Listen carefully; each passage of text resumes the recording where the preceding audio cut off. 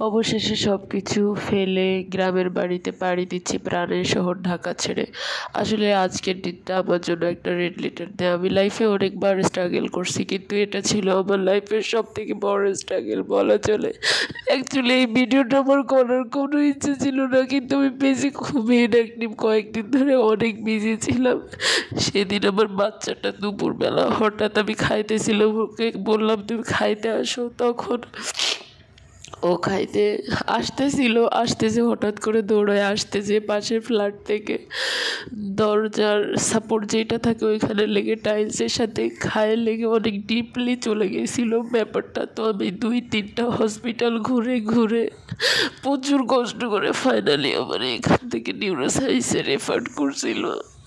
অনেক কষ্ট করে আমি আমার বাচ্চাটা, এত ভয় দিয়েছিল ডাক্তাররা, যেটা আমি নিতে পারি নাই। এর আগেও আমি আমার বাচ্চাটা অনেকবার স্ট্রাগল করছি। আমার সামনে 2টা বাচ্চা মারা গেছে গভীর রাত তখন 12:30 আমার বাচ্চা শ্বাসকষ্ট, আমি হসপিটালে ভর্তি করতে নিয়ে গেছি।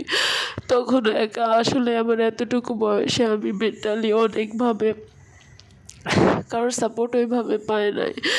তো আমার এখানে অসুস্থ ছিল, বিল্ডিংয়ের সব মানুষগুলো দেখতে আসছিল এত অসুস্থ। আসলে কিছু কিছু নরম পশুর মতো মানুষ আছে যাদেরকে পাওয়া যায় না কখনো।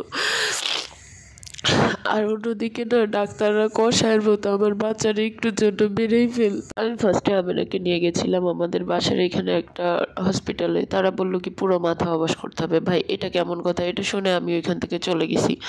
আমিনা স্কুলেই ছিল, খেলাধুলা করতেছিল। স্কুল থেকে আসছে, এসে আমার প্রচুর ক্ষুধা লাগছে। ওকে বলছিলাম যে দেখেন, সকালবেলা স্কুলে এত খেলাধুলা করতেছিল সেই মানুষ, দুপুরবেলা বাসায় এসে এরকম হয়ে যাবে কে জানতো।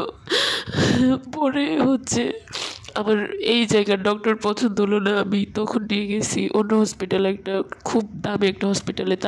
আমি ইমার্জেন্সিতে নিয়ে গেলাম। তারা একটা সেখানে বায়োটিন দিয়ে তারা ড্রেসিং করে দেবে। তারা বললো অপারেশন থিয়েটারে নিয়ে যান। আমি ওটিতে নিয়ে গেলাম। ওটিতে নিয়ে গিয়ে তারা বললো কি 1 ঘন্টা আমরা ঘুরাই আমি বারবার করে বলতেছি ভাই আমার বাচ্চা অসুস্থ, এত সময় হয়ে গেছে, মাথা থেকে ব্লিডিং হচ্ছে, আপনি সেলাই দেওয়ার ব্যবস্থা করেন। তারা বললো আপনি বাইরে চলে যান, আমি ওটি করবো। ওটি করার পরে আপনার বাচ্চাকে আপনি নিয়ে যেন, কোনো সমস্যা হলে আপনারা ভর্তি করবেন, আর 2টা সেলাই দিয়ে দেবো, 4000 টাকা লাগবে। এটা কোন ধরনের কথা? দেখেন, আমি খাবারটা সামনে ফেলে দিয়ে আমি চলে গেছি। আমার বাচ্চার এরকম অবস্থা, খাইতেও পারিনি। আর এই সাপোর্টটায় লেগে আর কি ওর কপালটা অনেক ডিপলি চলে গেছিলো, হাড়ের কাছাকাছি, যার জন্য আমাকে 3টা হসপিটাল ঘুরে নিউরোসায়েন্সে পাঠাইছে।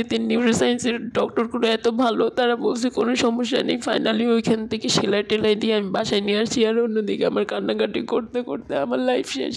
আসলে একটা মানুষ এতটা স্ট্রাগল। সবাই আমার বাচ্চার জন্য দোয়া করবেন যেন সুস্থ হয়ে যায়।